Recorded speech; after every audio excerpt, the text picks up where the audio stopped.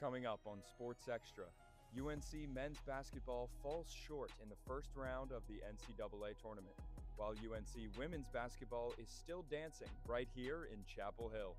And hear about a women's lacrosse redshirt freshman goalie who is making waves on the Tewaaraton watch list. All of that and more when Sports Extra starts right now, live from the Curtis Media Center. From the Hussman School of Journalism and Media at the University of North Carolina at Chapel Hill, covering the full range of Tar Heel athletics. This is Sports Extra.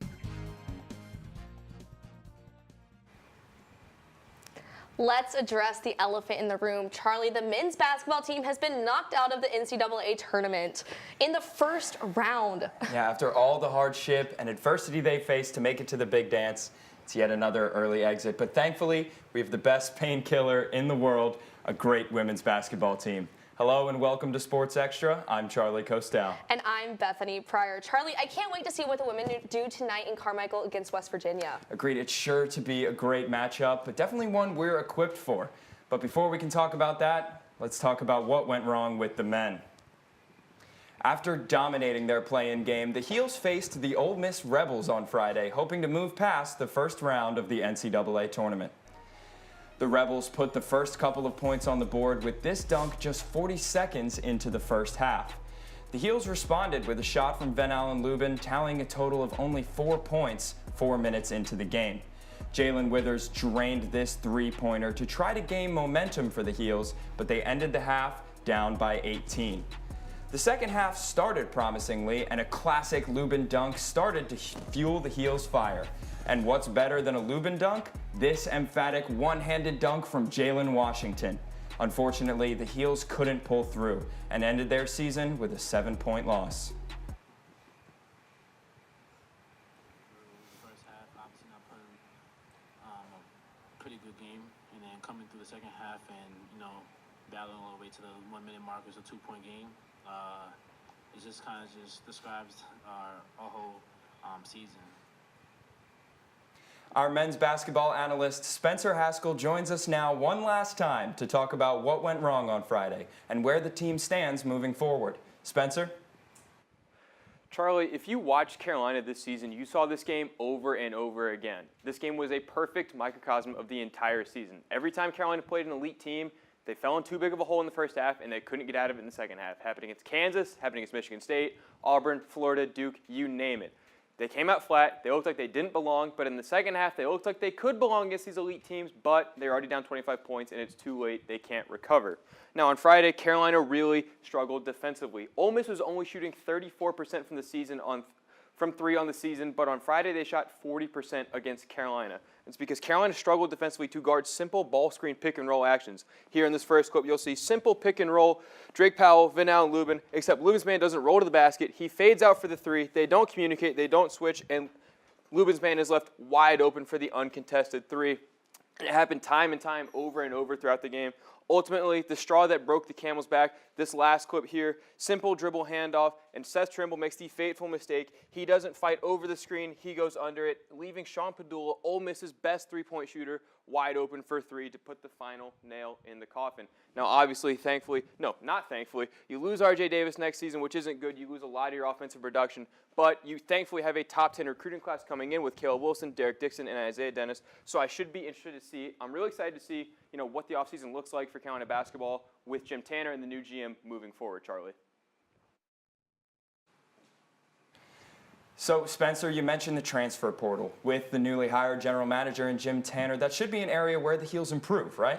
I'd like to think so, but he doesn't only have to bring in transfers, Charlie. He's got to bring in the right ones. Carolina can't afford to whiff on guys in the portal this coming year like they did last year with Cade Tyson and Ty Claude. But not only that, he will also have to make tough roster decisions. Is he going to keep guys from the team this year? Is he going to tell them to move on? I think Elliot Cadeau and Jalen Washington are two really interesting names. I would love to see them back in Chapel Hill next season, but who knows? Jim Tanner certainly has his hands full. Yeah, absolutely, and we'll be holding our breath for an entire offseason once again. Thanks, Spencer. Lightening the mood, the 3-seed UNC women's basketball team had their first dance on Saturday when they took on the 14-seed Oregon State Beavers. The first quarter was competitive. Alyssa Ustby made a dash to the basket, but Maria Gokding was there to finish the job, making the final score 9-5. AJ Moreau would fire and release a clean three to break the tie and put the Beavers up by 3 in the second quarter. A third quarter surge would be led by players like Lexi Donarski, who would come off the gate knocking down a 3 in the first 10 seconds of the quarter. She would then make her third of 5 third-quarter threes before turning an insane steal into a bucket and making a 13-point Tar Heel lead. A missed layup by India Navarro would provide Ustby not only her 9th rebound of the game, but a UNC record of 1,252 boards and a standing ovation from the crowd. The Heels would seal the deal with a 70-49 win, securing a ticket to the second round of the tournament. Rebound record at a school and a program that is as rich in tradition as this one. It's hard to come to a place like this and do something that hasn't been done before, right? Or be number one. There's no better place to be than Chapel Hill and the Greater Triangle region for March Madness, where there are 4 hosting sites all in a 30-mile radius. That's the most of any one place in the country.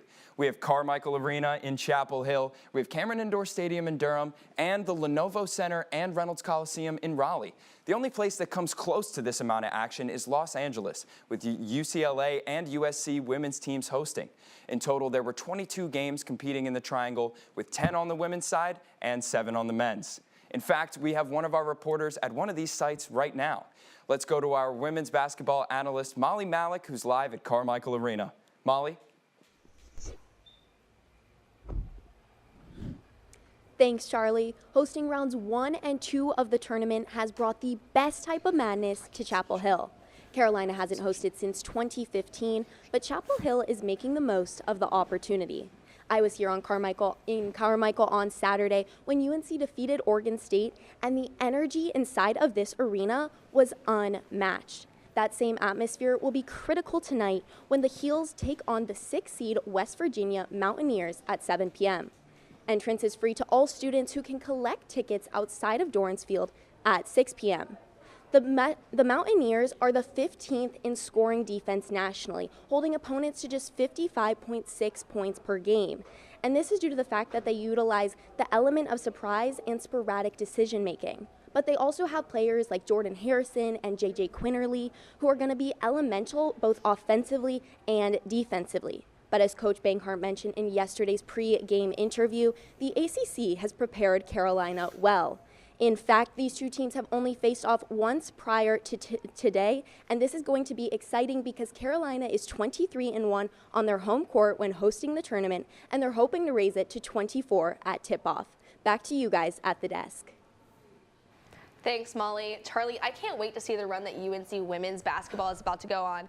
And not to brag, but my women's bracket is at 98.6%. Yeah, Bethany, I talked about this on Friday, and if there's one thing worse than my men's bracket, it is my women's bracket. But regardless, I can't wait to watch this team do their thing against West Virginia tonight. Me either, Charlie. I know it's going to be a good game. The Mountaineers have some good shooters like J.J. Quinterly, who averages 20.8 points per game, and she is 44.9% accurate on her field goals. As Molly talked, there's a little bit of a differential in the point per game average, so the Heels are definitely going to have to play their best defense tonight. They are, Charlie. I have no doubt that the Heels can't keep up, though. Alyssa Ustby just broke UNC's all-time rebound record, so I'm hopeful that her leadership on defense can carry the Heels to victory. Also, I have the Heels going to the Elite 8, so for the sake of my bracket, I really need these Heels to pull through tonight. Well, I'm rooting for you. Whether it's brackets or your conference losing all basketball influence, March Madness comes with its ups and downs. And the social media scene stays on top of it all. Sports Extra anchor Caroline Routh joins us now to break down the big dance buzz. Caroline? Charlie, I don't know about you, but between ESPN notifications and social media, my phone has been blowing up all weekend, and it's all thanks to Madness.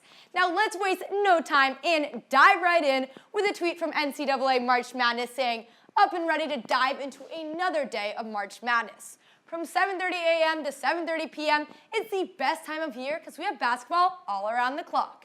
Now this next tweet is pretty relatable to me. Even after the first weekend, my bracket is falling apart and I'm doing all the math I can to see if I can eke out a win. All right, we know the ACC is on a down year. The poor Clemson Tiger was feeling all his feels during their loss to 12-seeded McNeese. All right, this next one is a bit local, I must admit, but Yik Yak was spot on in calling out what it means to be in enemy territory during this time of year, and you better watch out, especially if you're a Duke fan. All right, if you haven't at least thought this once while watching the big dance, I think you're lying to yourself. Refs ride the up and down wave of March Madness just like the rest of us. And here, Amy Harbor reminds us that there are only 3 guarantees in life: death, taxes, and a 12-seed winning. We all know McNeese took down Clemson, and 12-seeded Colorado State edged out 5-seed Memphis in the first round.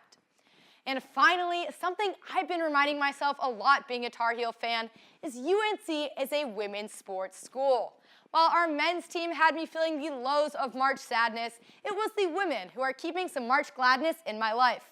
I'm sure there'll be more big dance buzz coming at you, so stay tuned on social media. Trust me, you won't want to miss it. Back to you guys at the desk. Thanks, Caroline. Now, speaking of Carolina women's basketball, reporter Cameron Ely talks with one of these standout newcomers who has played a pivotal role in the Lady Tar Heel success. 5-star recruit Lainey Grant is one of the 3 freshman faces for the Tar Heels.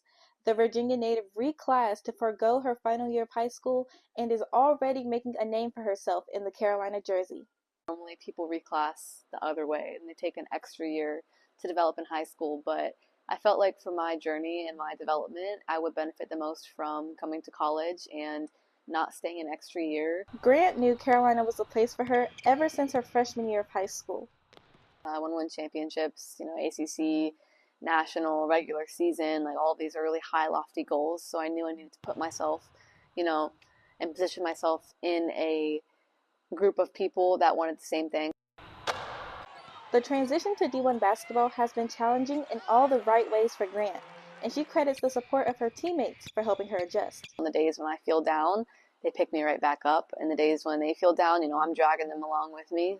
Although Lainey is repping number 0, that number does not reflect her contribution to this team. With a career high of 19 points and earning National Freshman of the Week honors, Lainey is going to be a real force to reckon with. And I'm only 17.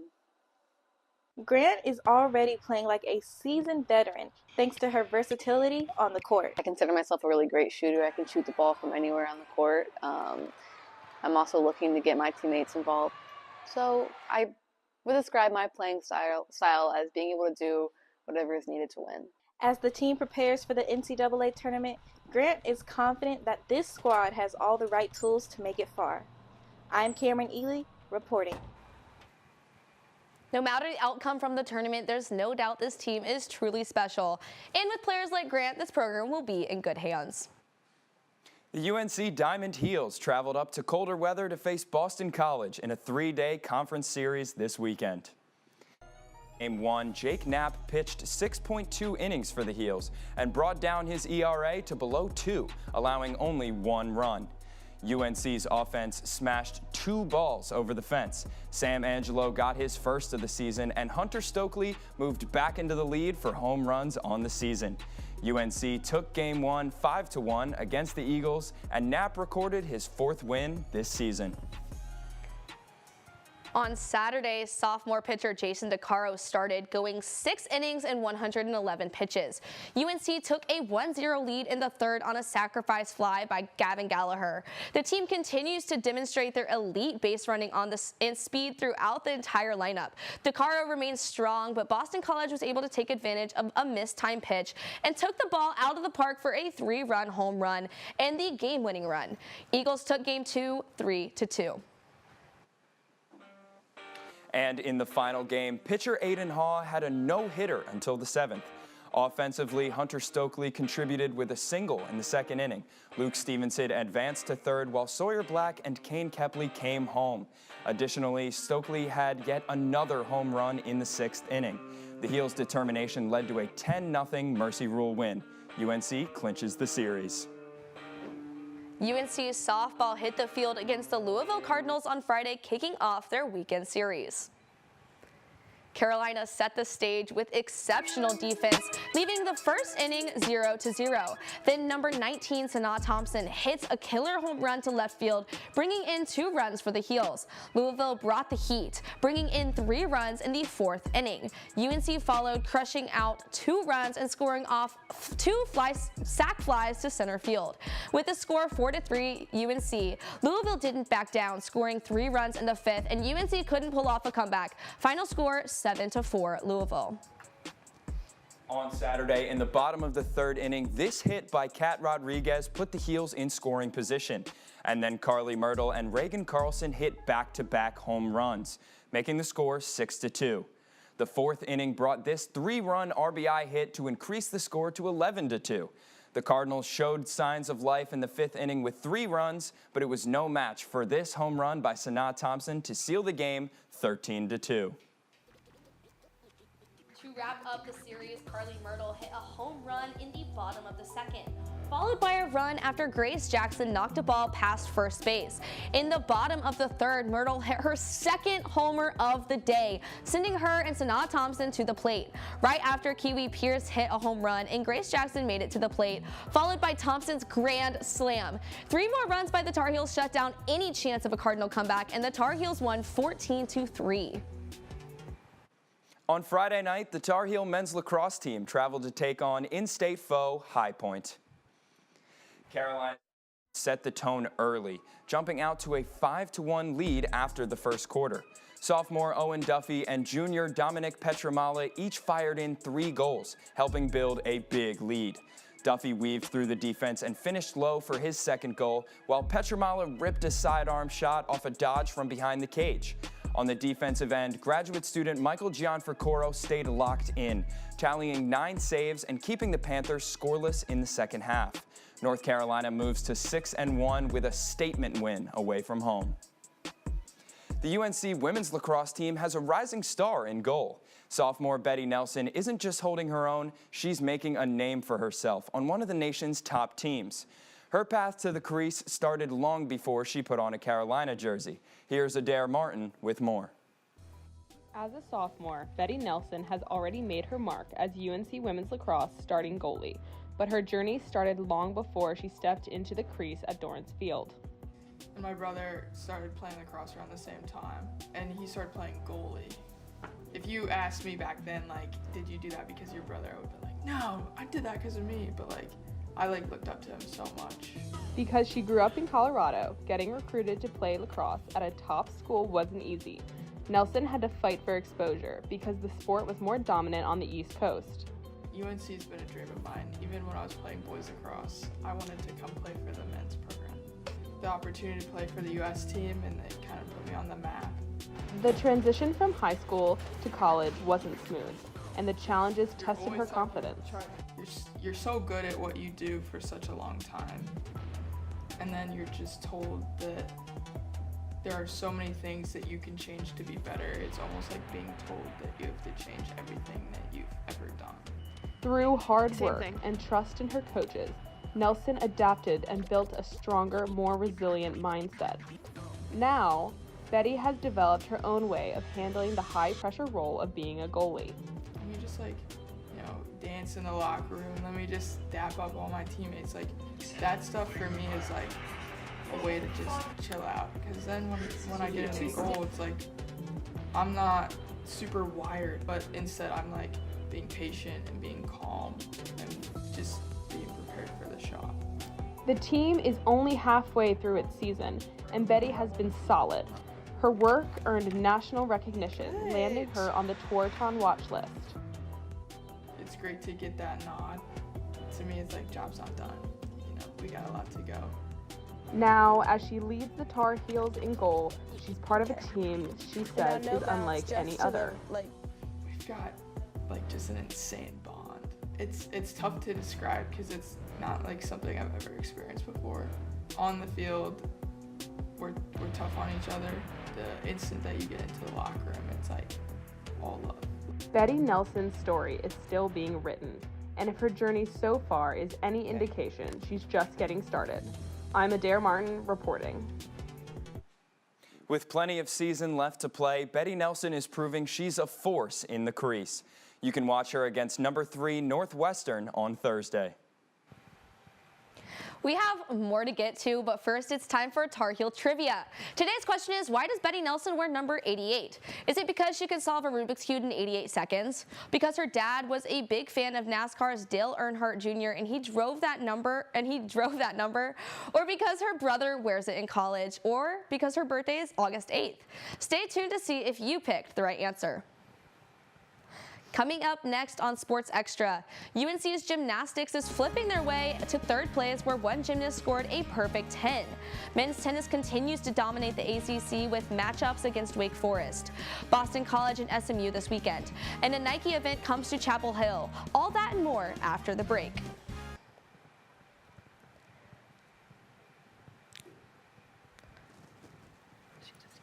She said Charlie.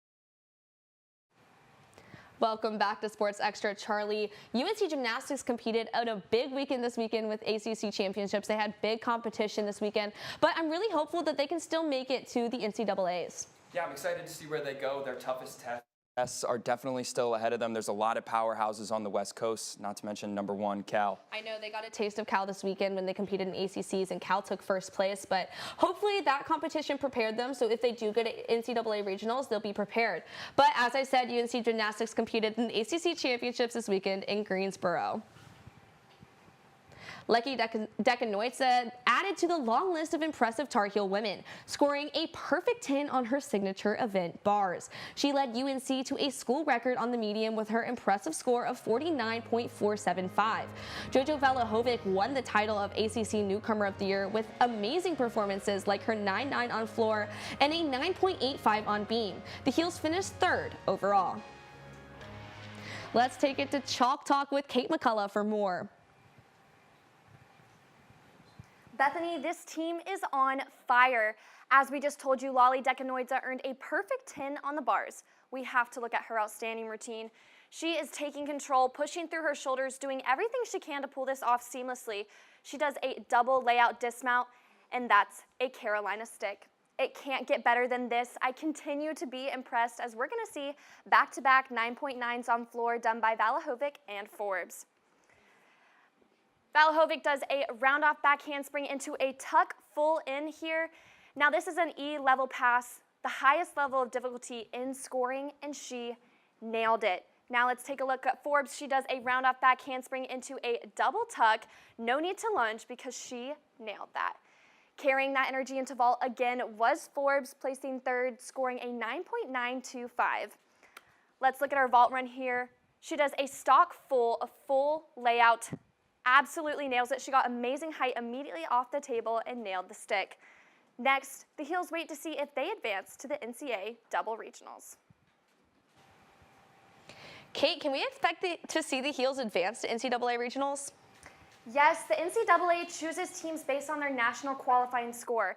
And last season, we sent gymnasts Lolly Dekanoidze and Isabel Schaefer as individual competitors. The last time we competed as a team in regionals was 2022, but we just had the third best team score in UNC's history on Saturday. And this team doesn't stop improving. So we can expect to see the Heels compete as a team this year, but we have to wait to see their fate. Hopefully they make it there. Thanks, Kate. The Tar Heel wrestling squad traveled to the city of brotherly love this weekend for the NCAA championships. 6 members of the team advanced past day 1. 5 players earned their spot in the consolation bracket, and just Lachlan McNeil moved on to compete in the quarterfinals. McNeil took 5th place in his weight class to earn All-American honors. But the end of the season is approaching for more than just wrestling. Women's swimming and diving headed out west to conclude their season at the NCAA championships in Washington. In the 1-meter springboard dive, Lainey Gutch took the bronze, and senior Aranza Vasquez Montano was 4th.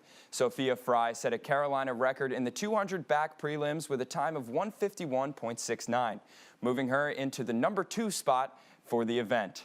These and other powerful performances helped the Tar Heels secure a 17th place finish. UNC fencing made its mark at NCAA Nationals this weekend in University Park, Pennsylvania. Eldon Wood and Peter Bruck both earned All-American honors, while Sophia Kovacs battled to a 10th place finish in women's saber after 8 straight wins. The Tar Heels finished 13th in the nation. After a 2-week break, the 4th-ranked North Carolina women's tennis team returned to the court on Friday, looking to keep its ACC momentum rolling against Wake Forest. From the first serve, Carolina wasted no time seizing control. The doubles team set the pace, with Carson Tangleague and Theodora Rabman outserving and overpowering Wake Forest. From there, the Tar Heels stayed relentless in singles. Tatum Evans was on point, winning in just 2 sets. With the win, Carolina extends its ACC record to 5-0, staying undefeated in the conference. On Sunday, the Heels welcomed the number 10 NC State Wolfpack into the Tuning Tennis Center. The Wolfpack started off hot during doubles, but it was the singles matches where UNC gained momentum. Junior Reese Brantmeyer pulled off a comeback win with her fast serves, taking her opponent in 3 sets. Freshmen Alanis Hamilton and Claire Hill handled business as they defeated their opponents. Sophomore Tatum Evans went back and forth with her opponent in the final set. Thanks to this powerful serve by Evans, the Heels defeated the Wolfpack 4-3. The Heels take on the number 7 Duke Blue Devils on Wednesday at 5 p.m. Men's tennis returned home Friday hosting Boston College. The Heels took the lead quickly, securing the doubles point. Nick Mangiapane used his quick return to throw off his opponent, setting him and doubles partner Konstantinos Jakoris up for success. Vladislav Melnik won the first singles point for the Heels using his quick forehand. He frequently sliced the ball to his opponent, allowing him to win his match 6-2, 6-3. An all-around dominating performance from Anthony Wright clinched the win for UNC 4-0, sending the Eagles flying back to Boston with a loss. The Heels took on a new ACC conference opponent on Sunday when they played SMU in Chapel Hill. The Heels came out hot, winning the doubles point largely because of the dynamic duo, Chris Zhu and Vladislav Melnik. Zhu carried that momentum into his singles match as he controlled the match by exploiting the SMU opponent by getting him out of position after the well-placed serves. Ultimately, it was Diego Jari secured the 4-0 win for the Heels, in which he was able to push up close to the net and hit some fast volleys onto the opponent's side.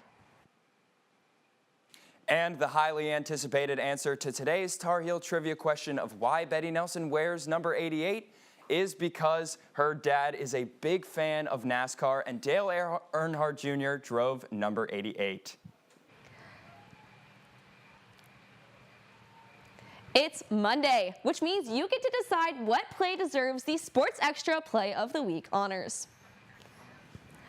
Our first contender is this Renaya Kelly pass to Lexi Donarski, who earns her second 3 in less than a minute, scoring her 3rd quarter against Oregon State. Donarski went on to score 19 points. Now we just took a look at Lexi Dekanoit's dismounts from her bar routine that earned a perfect 10. Now this is Lainey Grant's shot. Check that out. Lexi Dekanoit's is the 4th ever gymnast to do this in UNC gymnastics history. Sorry about that mix-up, guys, but you can head over to our Instagram to vote for who you think deserves this week's Play of the Week honors. Nike's After Dark Tour made a stop in Chapel Hill's backyard, bringing the Tar Heel runners together for a unique experience. From testing the latest Nike gear to running in past the iconic bell tower, this event was all about community and movement. Samantha Chavis takes us inside the action. Just minutes from UNC Chapel Hill's campus, runners are gathering here at the Fleet Feet headquarters in Carborough for a one-of-a-kind experience, the Nike After Dark Tour Sunset Shakeout. Participants kicked off the evening by collecting their gear, including the new Nike Vomero 18s. They also enjoyed a live DJ and photo booth, setting an energetic tone for the night. You have 3 awesome colleges and universities in the RDU area, and this race, we really want to reach the young female Gen Z consumer, and we were like, what better place to do it than the Triangle with these 3 awesome universities? And also, our partnership with Fleet Feet is pretty new. It's been getting restarted, and so Fleet Feet Carborough, the upstairs of it, serves as the Fleet Feet headquarters, and so we thought, what better place to have it right off of UNC's campus and also at the Fleet Feet headquarters. The run featured a scenic route through Chapel Hill with the iconic UNC bell tower marking the halfway point, offering participants a picturesque moment during their journey. Upon returning, runners were greeted with free Nike merchandise, pressed juices, and live music, creating a festive atmosphere that encapsulated the spirit of the After Dark Tour. Running in a community like this is super motivating and super inspiring, and also holds me very accountable, so it's much more fun than having to run by myself. Yeah. Even like running in this group, like I would do a lot of runs on my own, and I was so much less tired for this just because there's other people with me. The Nike After Dark Tour continues to unite runners worldwide, celebrating the intersection of sport, community, and culture, one city at a time. I'm Samantha Chavis reporting. What a great way to bring the running community together. Thanks, Samantha. And you know, Bethany, it's great to see running companies recognizing Carolina's extremely active campus. Plus, giving away some free sneakers, never a bad way to draw a crowd. Charlie, I'm actually in the market for some new shoes myself, so I wish I heard about this event earlier. But I hear you and some Sports Extra staff are running your own race this weekend. That's right, the annual Shamrock 5K is this weekend. I'm really looking forward to competing out there and contributing to a good cause. Charlie, unfortunately, I won't be there this weekend, but I wish I could. My volleyball team hosts a tournament this weekend at Rams Head, so we have teams from all across the country going, so unfortunately, I will not be able to make the 5K. But that does it for this edition of Sports Extra. Tune in on Friday for a preview of another very exciting weekend of Carolina athletics.